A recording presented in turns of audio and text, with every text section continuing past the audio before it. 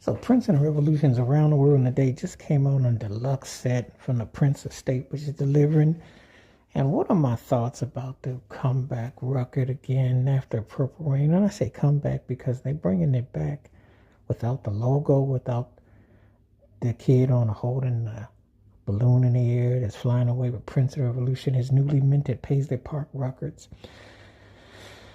It was a puzzling record then, and it's still a puzzling record now. I actually like the cutout. I like the allure of Paisley Park, but I did feel like the cat had to have been high because I just thought the record was kind of like whimsical. And even though he said it was a departure from Purple Rain, it was basically a lower keyed version because some of the songs sounded just like the ideas of what he did with Purple Rain. I mean, America is basically Baby I'm a Star, just changed lyrics and a bounce beat.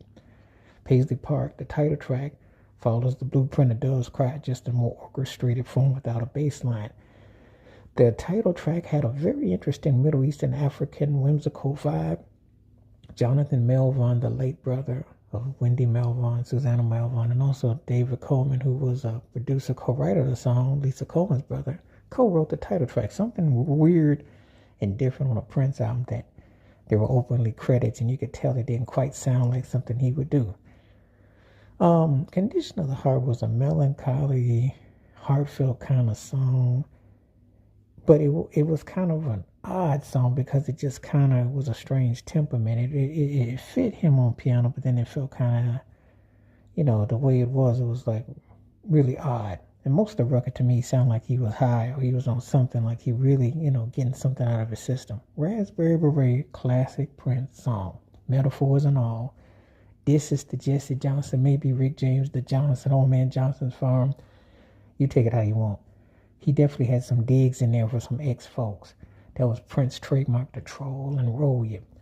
Actually, the original Raspberry Beret came out in 1982, but it got polished up for his new Flower Power era, which I never cared for. I never cared for the Paisley Flower Power era. Because to be honest with me, until he did Sign of the Times, that was the only record on Paisley that I liked. More than halfway through, most of those records were too flowery powered. And to be honest with you, other acts were doing the Minneapolis sound better than him. In the words in the streets, he had fell off. That's why Jesse Johnson's record and some other folks' records was getting some love. And Prince was sounding kind of fogey. Just keeping the 100. I wasn't feeling that whole whimsical vibe. Felt like he'd been snorting something or something. I don't know. Anyway, Tambourine was an interesting rumble of a jam. And to be honest with you, this is the only time I could say that I could hear an influence on Timberland because it was straight bass beats and drums. But he'd already tried that with Morris Day before.